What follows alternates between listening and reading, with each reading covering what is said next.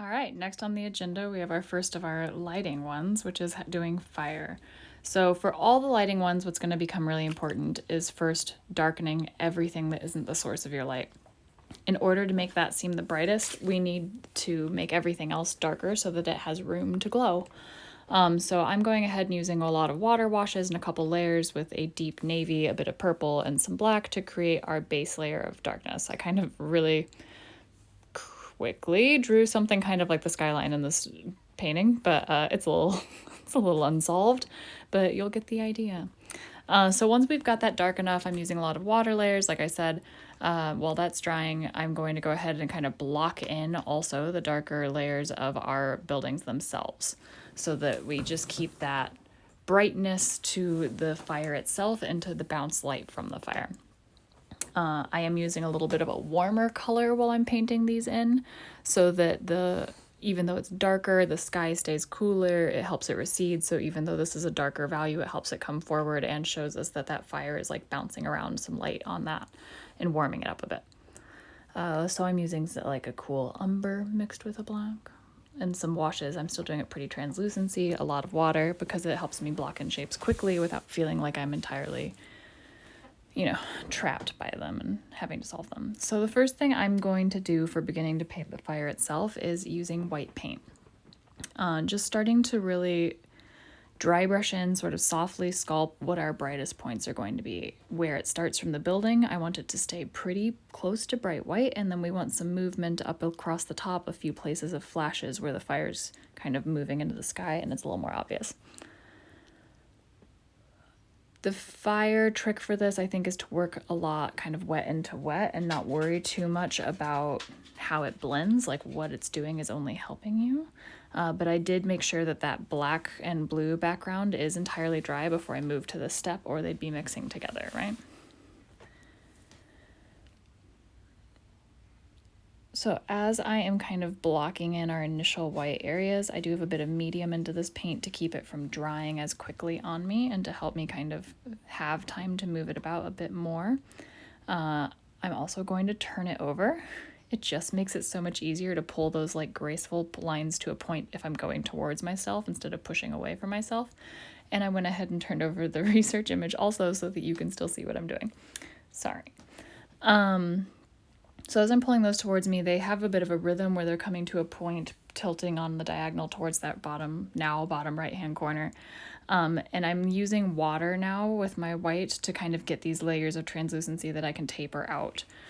So I'm adding more water into my white paint so that I'm sort of doing washes of white of this kind of like milky consistency in order to have softer edges blending into the sky.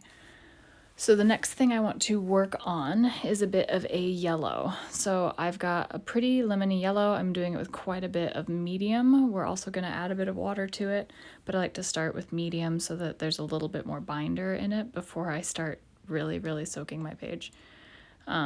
So using the yellow as I come in, I'm going to use it to start blending where our brighter colors come from going into the white. You can see even in the reference image, it's pretty close to white where it rims the building where the fire is hottest, and it actually gets closer to red and then fades into like purples and oranges in the sky. So we're bringing this yellow in, a bit of translucency over the white, which is allowing us to be bright there. And I'm not minding anywhere that starts to be on top of the dark blues and the blacks. It's not going to show up as bright if it's not painted on top of white. It's just going to have kind of a soft edge. So that's going to create more of the like smoky, hazy feeling that we're seeing around the fire. But I'm leaving some of the white showing through and allowing that to kind of be the main textures and our like heavier, more defined flames, I guess. And then where the mix kind of peters off or dry brushes in, that's areas that I'm going to be like, well, that's a little softer. Maybe the fire's not as strong there. Or it's just sort of fuzzing out on top of that black background where we don't see it as much, but it just tints the layers underneath it. So that layer with that water and glaze was very translucent. I started to get a little more opaque as I moved towards the right side because I want the brightest white of it to be like right kind of in the center of our painting. Next, I'm mixing a little bit of a pinkish red orange together and once again with a bit of medium followed by some water to help me kind of dilute it and keep it moving. You can see how translucent it is up on the top there. I tried to remember to swatch it. But when I put it down there, it looked a little bit intense, so I'm making sure to kind of feather out. Very similarly to when we do hair or wood grain or any of these things, you'll see in a lot of these, keep your brush moving as much as you can the same direction and rhythm as the fire so that you don't have to worry about blending in those brush strokes as much. You're letting them sort of do the work for you. I also am taking this kind of medium glaze and using it to show some of the bounced fire and bounced light on the buildings.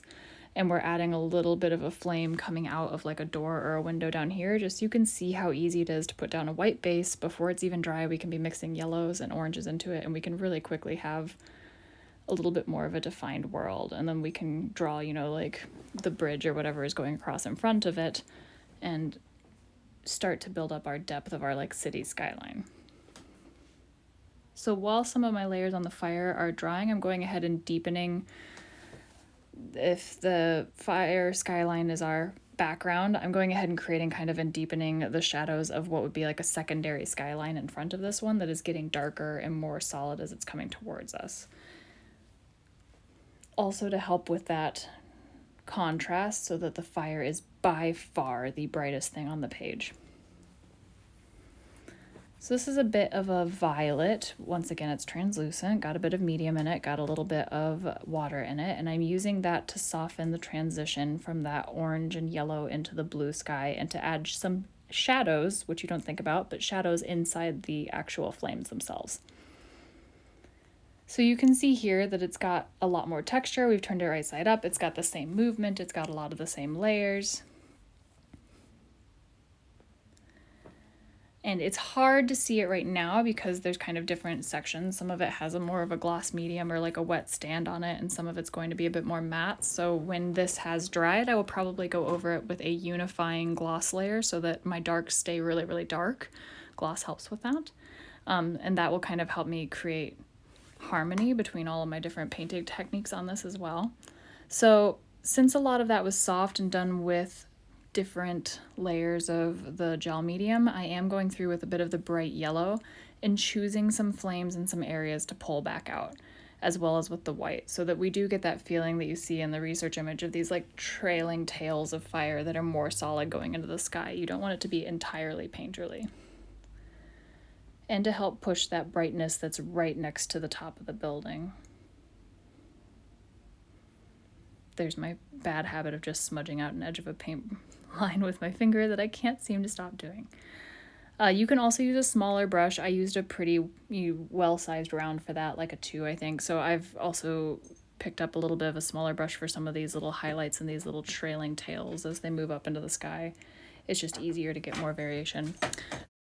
So here's the final product after we've added that layer of gloss to unify everything. You can see the different strokes in it, but also the areas where the glaze is stacked up and created more of a soft focus on top of the black background. So I think that kind of captures a lot of the movement of the original piece. Good luck!